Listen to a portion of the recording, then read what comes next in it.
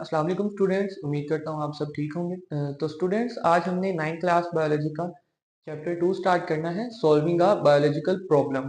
तो स्टूडेंट्स, सबसे पहले हम इसकी डेफिनेशन देखते हैं कि बायोलॉजिकल मेथड क्या होता है। बायोलॉजिकल मेथड वो मेथड है इन which biological problem is solved. वो मेथड जिसके अंदर एक बायोलॉजिकल प्रॉब्लम स्टूडेंट्स क्या होगी? बायो मीन्स लाइफ, लाइफ से रिलेटेड जो भी हमारी प्रॉब्लम होगी, लाइफ रिलेटेड प्रॉब्लम्स को हम बायोलॉजिकल प्रॉब्लम होगी, यानी कि हमारे हेल्थ से रिलेटेड जितनी भी प्रॉब्लम्स होंगी उन्हें हम बायोलॉजिकल प्रॉब्लम्स कहते हैं। और वो जो सॉल्व जिस मेथड से होंगी उसे हम कहेंगे biological method. Student, biological method ये बहुत ही इंपॉर्टेंट मेथड है, क्योंकि ये हमारी डिजीजेस को सॉल्व करने के लिए, हमारी प्रॉब्लम्स को सॉल्व करने के लिए, हमारी लाइफ के रिलेटेड वो ये काम करता है। तो इसलिए हमारे लिए ये बहुत ज्यादा इंपॉर्टेंट है। तो biological method played an important role in scientific research के अंदर इसने बहुत ज्यादा इम्पोर्टेंट रोल अपना प्ले किया है। इसकी हेल्प से बहुत ज्यादा साइंटिफिक रिसर्चेस हुई हैं। कितने 500 साल से बायोलॉजिकल मेथड के थ्रू साइंटिफिक रिसर्चेस जारी हैं, अब तक जारी हैं स्टूडेंट्स। तो फ्रॉम ग्लीलियोस एक्सपेरिमेंट, ग्लीलियो ने जो सा एक्सपेरिमेंट किया था तब से लेके अब की करंट रिसर्च तक biological method has contributed to advancement in medicine. इसने कंट्रीब्यूट किया है एडवांसमेंट मेडिसिन में, एडवांसमेंट में इकोलॉजी, इस तरह बहुत ज्यादा चीजों के अंदर इसकी एडवांसमेंट में, चीजों की एडवांसमेंट के अंदर जो है बायोलॉजिकल मेथड ने कंट्रीब्यूट किया है।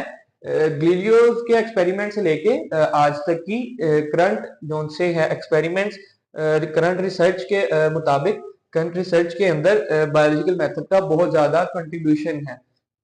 स्टूडेंट, नेक्स्ट हम इसकी सॉल्यूशन की तरफ आते हैं कि सॉल्व होती किस तरह है बायोलॉजिकल प्रॉब्लम्स। स्टडी करेंगे हम हाइपोथेसिस, डिडक्शन एंड एक्सपेरिमेंट।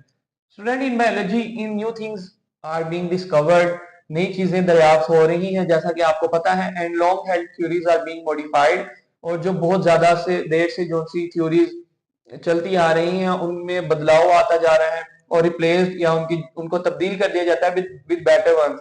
जैसे जैसे नॉलेज, इंफॉर्मेशन हमें गेन होता गया स्टूडेंट, वैसे वैसे थ्योरीज चेंज होती गई, नई चीजें डिस्कवर होती गई, उनको बदल दिया गया थ्योरीज को, या तो उनको बेटर बना दिया गया या तो उनसे जो बेहतर थी उनके साथ उनको तब्दील कर दिया गया, पुरानी स्टडीज को खत्म कर दिया गया। नई जो रिसर्चेस के मुताबिक आहिस्ता आहिस्ता रिसर्च होती गई, डाटा, इंफॉर्मेशन, नॉलेज आता गया, तो उसके मुताबिक उनको चेंज या रिप्लेस कर दिया गया। स्टूडेंट्स, ये फॉलोइंग स्टेप्स हैं जिनको फॉलो करके एक बायोलॉजिकल प्रॉब्लम को हम साइंटिस्ट या एक बायोलॉजिकल प्रॉब्लम को सॉल्व कर सकते हैं। सबसे पहले है recognition of biological problem, observation, hypothesis formulation, then आता है डिडक्शन, फिर उसके बाद experimentation, summarization of result, reporting the result. Student, अब ये इस तरह नाम याद करना आपके लिए थोड़े से डिफिकल्ट हो सकते हैं, तो आपने इसकी एक बना लेनी है।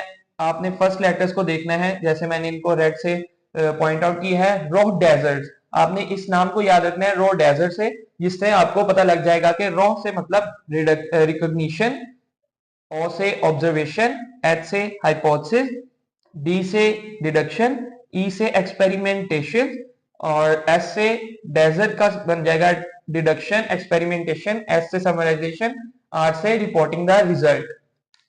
इस तरह स्टूडेंट्स इनकी एक अलाइन बनाकर आप उसको याद करने में आपके लिए आसानी होगी। स्टूडेंट्स, इसके अंदर हमारी सबसे पहले रिकॉग्निशन होती है प्रॉब्लम की, उसके बाद उस प्रॉब्लम को ऑब्जर्व किया जाता है, उस पर हाइपोथेसिस होती है, हाइपोथेसिस के बाद डिडक्शन होगी, डिडक्शन के बाद एक्सपेरिमेंट्स होंगे, उस पे एक्सपेरिमेंट के बाद उस रिजल्ट जो सा निकलेगा उसको समराइज किया जाएगा, इकट्ठा करके उसको देखा जाएगा कि इसका रिजल्ट निकला क्या, उसके बाद उसको रिपोर्ट किया जाएगा रिजल्ट को। इन सब स्टेप्स को हम one by one next study करेंगे इंशाल्लाह।